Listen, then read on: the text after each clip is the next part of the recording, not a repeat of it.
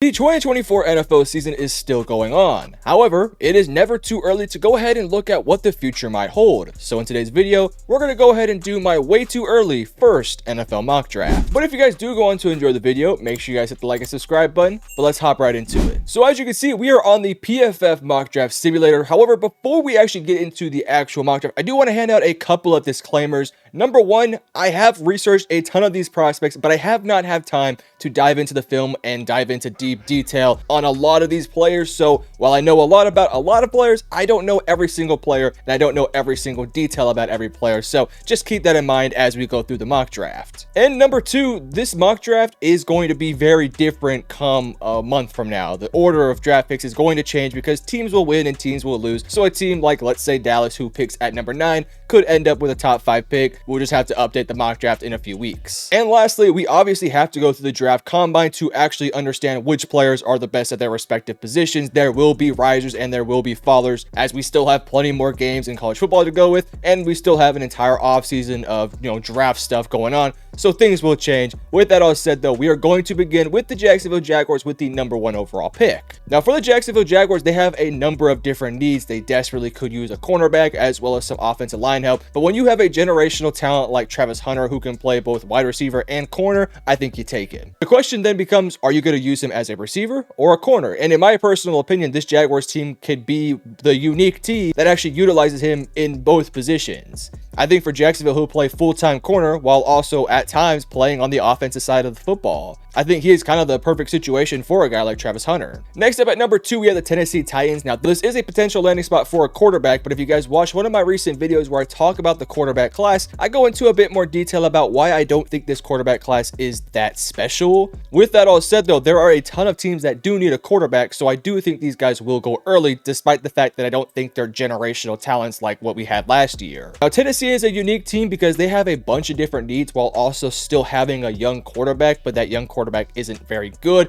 I don't think in this situation Titans would take a quarterback because I think they're going to give Will Levis at least one more year and at least continue to try to build something on the offensive side of the football for him and potentially for a future quarterback. The question then becomes, do I go for an offensive lineman to build on the right side of the football, or do I go for a receiver to help Will Levis? Ultimately, the last 2 drafts you took 2 offensive linemen, so I am going to go with, in my opinion, a really good receiver prospect that is a bit of a different type of receiver for this Titans team in Tetairoa McMillan. He's massive, he's got long arms, he can stretch the ball vertically while also doing things underneath. I think he would pair perfectly alongside Calvin Ridley. Moving over to the New York Giants. Now, this Giants team just got rid of Daniel Jones. They just released him, which I think is really interesting and honestly a little bit shocking. With that said, they are definitely in the market for a quarterback. However, I have a bit of a theory as to what the New York Giants might be trying to do with the quarterback position. I think the quarterback position isn't necessarily a position they're going to look at in this draft. Maybe they could look for a 3rd or 2nd or even 4th round guy who could step in and maybe play somebody like, let's say, a Quinn Ewers or a Jackson Dart, for example. But I think the New York Giants are more likely than not trying to look at getting a guy in free agency, like let's say a Sam Darnold, to start for a year or 2 while they look at the 2026 quarterback draft class, which has guys like Arch Manning. But with that said, I don't think it's going to be a quarterback. I think ultimately in this position, they have got to look to address the cornerback position because that position has been really bad for this Giants team. And there's somebody in Will Johnson who isn't having his greatest year of his career,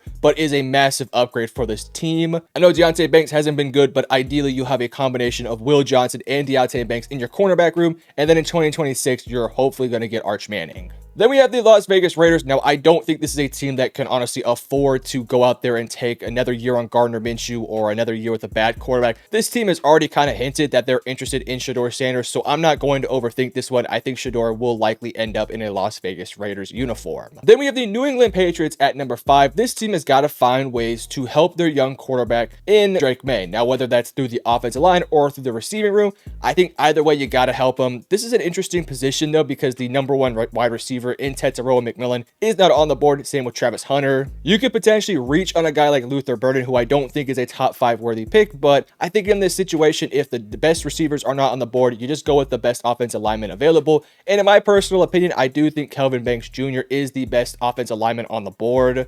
I think he will likely stay at tackle, but I could also see a world where they move him inside to play guard. I think he has that versatility, but I think he'd be better off being your left or right tackle of the future. Then we have the New York Jets, a team that could also potentially take a quarterback. I'm not 100% sure what I really want to do with this pick because, on one hand, do you want to work another year with Aaron Rodgers? Or, well, what if he retires? You have to get a quarterback. I'm going to work under the assumption that he comes back for one more year. I don't necessarily know if that changes really my opinion of what they're going to do with this pick, but I'm going to have them taking a quarterback. This team does have a bunch of different needs. They could go tight end, but I think number 6 is way too early. They could go something on the defense, but I think that unit is talented. It just needs the right coach. They're going to need a quarterback of the future regardless of if Aaron stays or not. Unfortunately, neither one of these quarterbacks would really be a good fit as an understudy to Aaron Rodgers, but I think Cam Ward is a difference maker who does have a really strong arm. So I'm going to go with Cam Ward. I don't necessarily love that pick, but in that situation, given who's on the team and given what this team needs, they got to get a quarterback for the future. And I think Cam Ward is a different style of quarterback than this team is used to, which honestly is a good thing for the Jets. Then at number 7, again, another team that, in my opinion, kind of has to go quarterback. I just can't see a world where Cleveland goes another year with either Jameis Winston or Deshaun Watson. I think this pick is going to be Jalen Milroe. I think he's likely the third most likely guy to go in the first round. I don't think he's the third best quarterback in this draft, but when you talk about talent, raw ability, and his dynamic playmaking ability, this is a guy who is likely going to be a top 15-ish pick next year, barring,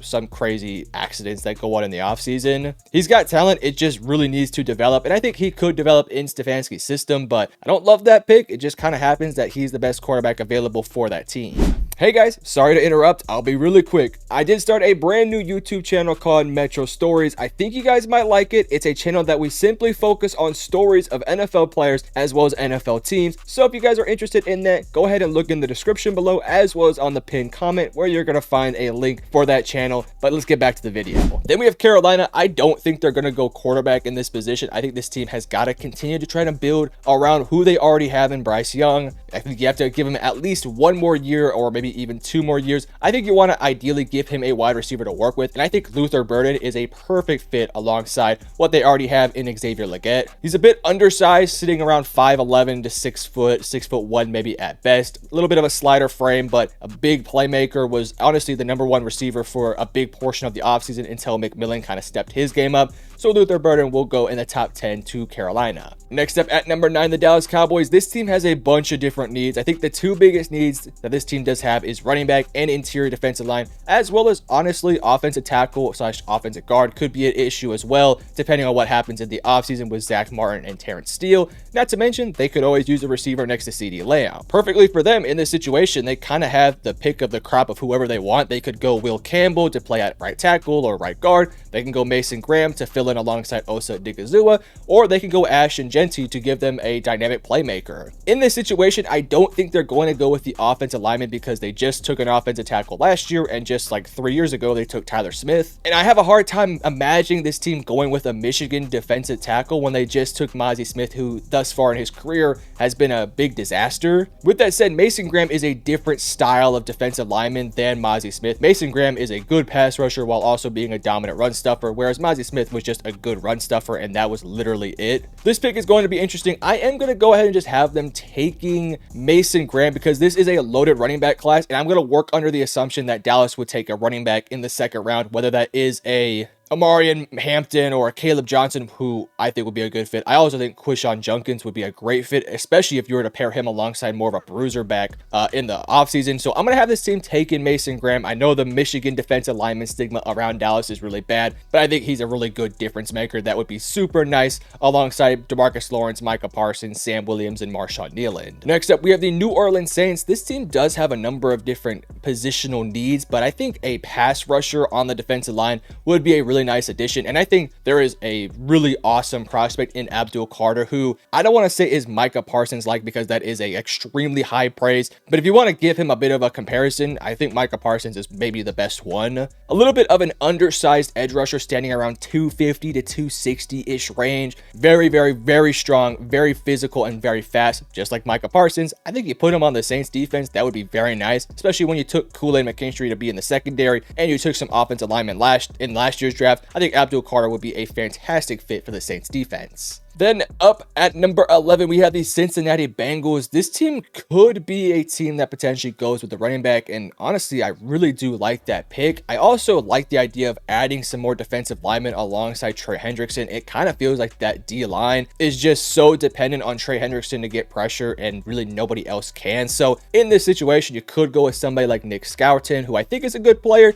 I haven't done all my research on Nick, but I do know that he's a great player. I've done enough research to know that he's a good pass rusher. He's not necessarily a sack artist, but he can get to the quarterback, and so you put him alongside Trey Hendrickson. That could be also pretty nice. There's also Jalen Walker, who can both play linebacker and edge rusher. He can kind of do a bit of both. I don't really think you need a guy that versatile. Of course, the offensive line could always use some help. They say receiver is a need. I don't really think they need a receiver unless they lose T. Higgins. In this situation, I'm actually going to take Ashton Jeanty here. This is the first time I've actually had Cincinnati taking a running back. But when you have a guy like Chase Brown, who's your starting running back, who, give him his credit, is playing well, but he just isn't the guy of the future, in my opinion. You put Ashton Jeanty alongside Jamar Chase, Joe Burrow, and what they're building on the offensive line, that could really give a lot of awesome things for this offense that they just don't have right now. Somebody who can carry the rock 25, 30 times, just take some pressure off of Burrow and Jamar. I think Ashton Jeanty would be an awesome fit for this Bengals team, and I think him falling out of the top 10 is perfect for Cincinnati. Moving on to the Miami Dolphins, I think this is an easy spot to just go ahead and take Will Campbell. This is a guy who had some first overall pick mocks a couple months ago. I don't think he goes there anymore because he's having a bit of a down year. Not a bad year by any means, but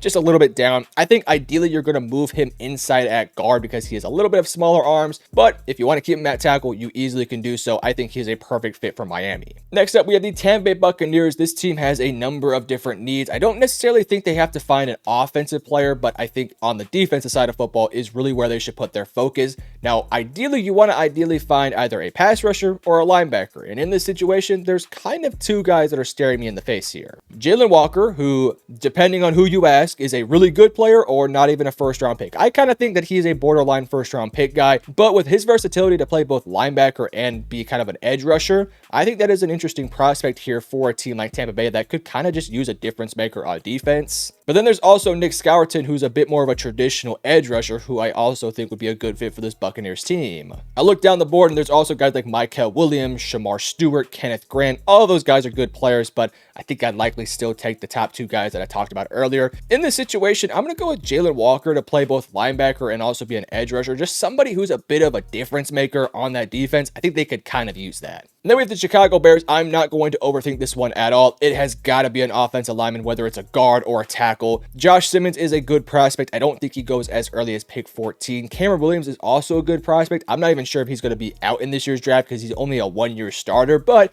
if he were to come out, I think he could be the pick here. He's played right tackle, which they could use some help on because Darnell Wright has not been good. But at the same time, I think Cameron Williams could be brought in and to play guard. There's also Ursary from Minnesota. He is a massive human being that I think would be a really good player. He could also move into guard, as well as Myatt Milam. I'm going to go with Ursary here. I mean, this dude is absolutely massive. He's 6'6", 330 pounds. I mean, he has just been dominant, has only given up 1 sack on the season. He's just big, physical, and he actually has played a couple snaps at guard for this Minnesota team, only like 3 through his career. But, you know, hey, 3 snaps is better than 0 snaps. I'm going to have him going to the Chicago Bears as their future right or left guard. Next up is the Indianapolis Colts. I don't think I have to talk too much about this one. They could use some secondary help. I think Malachi Starks is a home run hit at pick 15. Fortunately for them, there's just not a bunch of teams that I think early on would take a safety like Malachi Starks. I could be wrong, but the Colts could take him and they could honestly use him. Moving over to the Seattle Seahawks, this team should also be in the conversation for an offensive tackle, ideally, you know, a right or left tackle. And I think Cameron Williams is probably the best available guy here.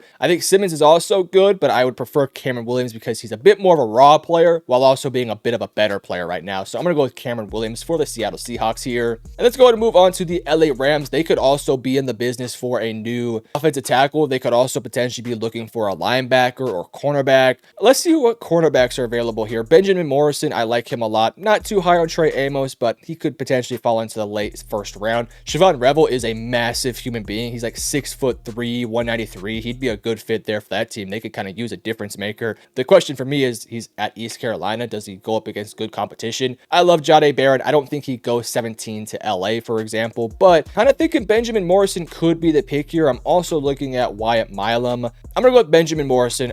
a really solid cornerback prospect, has good size, 6 foot, 190, plays very solid, hasn't given up a touchdown this year. I like Benjamin Morrison. I wouldn't necessarily say he's my cornerback 1 or even honestly cornerback 2, because I'd probably put Jahdae Barron as my cornerback 2, but Jahdae Barron is a little bit undersized. I'm not sure how fast he really is going to run. I think Benjamin Morrison will run better, and I think he might be a better fit for this Rams team. Then we have the San Francisco 49ers. This is a really interesting pick because they could use a bit of anything that they kind of want to go for. I kind of feel like this is a team that should just go best available guy, and whether that is a Nick Scourton or Mykel Williams or a Josh Simmons or Wyatt Milam, this team has had some offensive line issues the past couple years, and so I'm probably going to lean that way, but I don't really love it. My pick right now is down between Josh Simmons, Wyatt Milam, and that's kind of it. I don't think there's any other option that I would really take here. You could go with an interior guy, for example, like Tate Ratledge, but I don't really know if you want to go that early on a guard who I don't think should go in the top 20 right now. I'm going to go with, this is a tough one. I'm going to go with probably Josh Simmons. He hasn't played a whole bunch as of late because of some injuries, but he's a good tackle prospect with really good size, 6'5", 310. I think he could learn from a guy like Trent Williams, probably play either right tackle or even move inside to guard if necessary. It's kind of why I'm honestly thinking about going with Wyatt here. Yeah, you know what? I'm actually going to switch it here. I'm going to go with Wyatt Milam. He's been healthier. He's also been a tad bit better, a bit more consistent. I also think he can move from left tackle, honestly, to inside as well because he's not terribly massive, 6'6", 317. That's pretty damn big. I'm going to go with Wyatt Milam. Then we have the Denver Broncos. I think you want to get Bo Nix as much help as he physically can. I really do like the idea of taking Colson Loveland here. I don't love taking tight end first round, but if you could add a difference maker on the offense, I think you do so. You obviously do have Cortland Sutton, so maybe you would want to go with a guy like Emeka Egbuka, who can play a bit more of that slot guy while also playing on the outside, or a guy like Isaiah Bond, who's a bit more of a speedster, who could also play alongside what you already have in Troy Franklin and Cortland Sutton. In this situation, I am just going to go with, in my opinion, the better player, and that's Emeka Egbuka. He's somebody who can play inside, outside, while also just really being a solid player. I think he'd be a good fit alongside what they already have. Then you have the Atlanta Falcons. This one, in my opinion, is a bit of a no-brainer. This team has got to find a pass rusher. Nick Scourton, 4 sacks on the season. What about Mykel Williams? Mykel Williams too. I'm going to go with Nick Scourton. He's just a better player. You could also even look at somebody like James Pierce Jr., who has fallen down the draft boards dramatically. 13 sacks last year, 6 this year, but has been really rough against the run this year. You could go James Pierce if you want to just go best available talent, but I'm going to go with Nick Scourton because he's a bit more of a complete edge rusher. Then you have the Arizona Cardinals. I think this is also a defensive line pick. Now, this is actually, in my opinion, maybe a better spot for a guy like James Pierce, just a pure pass rusher. I still like the idea of taking Mykel Williams because of what he can be as an over-the-tackle guy, as an outside-of-the-tackle guy. You could even go Kenneth Grant, who isn't necessarily the greatest pass rusher, but is just a really stud defensive lineman. I'm kind of torn on this one. Shamar Stewart is also here too. Hasn't really been able to get to the quarterback this year, but that's really not what they asked him to do. I'm kind of torn on this one, to be honest with you. I think I might just go with the best talent available, and that might be James Pierce Jr. He isn't great against the run, but he is just a really good pass rusher, a little bit undersized, but if he could put on a bit of size to his frame, which I think Arizona would allow him to do, I think that'd be a good fit. Then you have the Washington Commanders. This one is also, I'm looking at defensive linemen as well here because this Commanders team could use it. Dorrance Armstrong has had a good year and still have some of the other guys, but if you want to add a more dominant guy who could be a bit better as a pass rusher to go along with what you already have on the interior, maybe you could go with a Mykel Williams here. I think that's probably what I'm going to end up doing here. Then you have the Houston Texans. This one has got to be an offensive lineman, and I think Josh Simmons makes a bunch of sense. Obviously, CJ Stroud went to Ohio State, so he gets to team up with one of his guys in Josh Simmons. Then you have the Baltimore Ravens. This has honestly got to be a cornerback here. This team desperately could use it. I'm really up to 2 guys, Jahdae Barron and Siobhan Revel. I like Jahdae Barron a ton. He could play nickel, he could play slot, he could play outside, he could play safety even. He's just one of those versatile guys, but he's not fast. He might run like a 4.5. Siobhan Revel is a bit bigger, not necessarily as versatile, more of an outside corner, but can do a bit of everything. I think it kind of comes down to who's going to perform better in the draft combine. I think it might be Siobhan Revel, but I'm just going to go with Jahdae Barron. I think Jahdae Barron is just such a really good prospect that could play on both outside, inside, safety. He could just do so much for this Ravens team, and I think they could really use a guy like Jahdae. He is a true difference maker. He's actually probably going to be up for the Thorpe Award.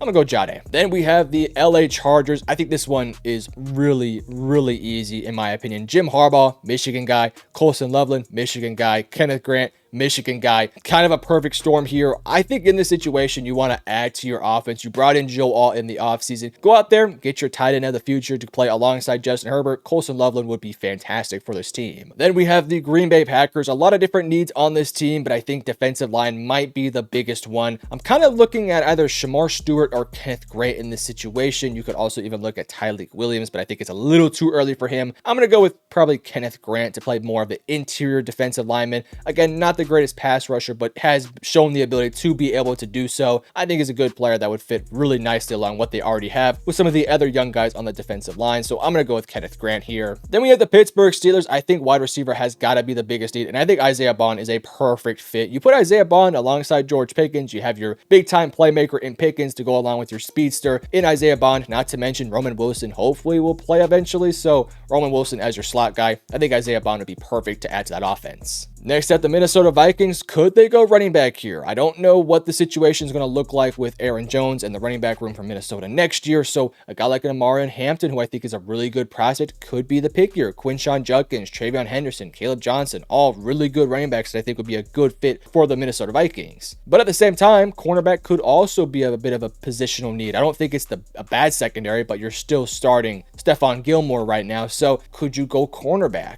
I think this is a situation where I think that they could likely still take a really good prospect at running back in the second round. So they might go ahead and just take a cornerback because of the positional value this early in the draft. So I'm going to go with Siobhan Revel. I'm very high on his size, his frame. Not going up against the greatest competition, but I think with Minnesota, he'll be going up against Justin Jefferson to learn. So I think it's a good fit. Then the Philadelphia Eagles. Philadelphia could use an edge rusher right now. They have some guys who are starting to play better, but I still feel like they could use a premier guy. Unfortunately, in this spot, I don't think there's any premier guys necessarily, but guys like Landon Jackson I think are fun players. Walter Nolan, although you don't need interior that badly. Princely from Ole Miss is a good player as well. Shamar Stewart. This is an interesting one. I haven't talked about Princely so far this year, but he is a just sack monster. 10 sacks on the year, 7 last year, 90.9 PFF grade. Typically an out of the tackle edge rusher, so it's kind of what Philadelphia could use. So I guess we're going to go ahead and take Princely here. I think he's still very raw and has a lot of things he needs to work on, but Philadelphia could be one of those teams that could just take a flyer on a guy who's just a really solid pass rusher. Moving on to the Buffalo Bills, I think interior defensive line could be the positional pick here. I also think a linebacker could also be in play. Unfortunately, not a bunch of guys that I love on the board right now. You could even maybe go wide receiver, but I think now that you have Amari Cooper, I don't necessarily think you should go wide receiver. You could go Trey Harris, who I'm a big fan of, but I just don't think he'll go this early. This is an interesting one. You could even go Shamar Stewart to learn alongside Von Miller, obviously Texas A&M guys, but I'm not loving that one.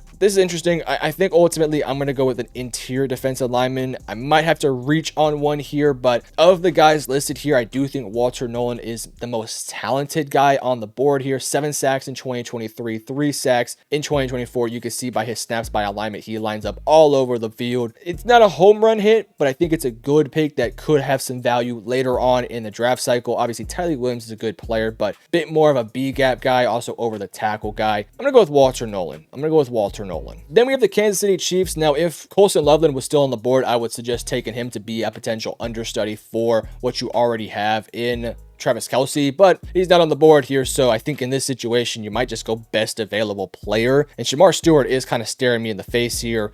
I don't really know what other position they would necessarily need. Offensive line is kind of a need, but I don't know if you want to necessarily reach on a tackle here because the next best one is probably Blake Miller, Gray Zabel, Charles Grant. I don't love any of those names. And your interior is already solid. I mean, unless you lose somebody in the interior, maybe you go Tate Ratledge, who I'm a big fan of, but has missed some time because of some injuries. You could even go with some of these Alabama guys. There's 3 of them. Look at this: Tyler Booker, Parker, and Jaden Roberts. That's crazy. So that's interesting. I'm just going to go, in my opinion, the best available player here. It's not going to be a fancy pick, I'm sorry, but there's just not a player out here who I'm like, oh, this guy would be perfect for the Chiefs. You could go Tyleik Williams, but I don't know. I'm going to just go Shamar Stewart. I think he's probably the best available guy, and hell, you get to add depth to what is already a strength. And then lastly, we have the Detroit Lions. I think this is a position where you have to look at the edge room. Right now, you only have Aiden Hutchinson, and sure, you brought in Zadarius Smith, but I don't think he's a long-term option. I think ideally, you just want to find an absolute dog who can play on this defense, somebody who's just going to,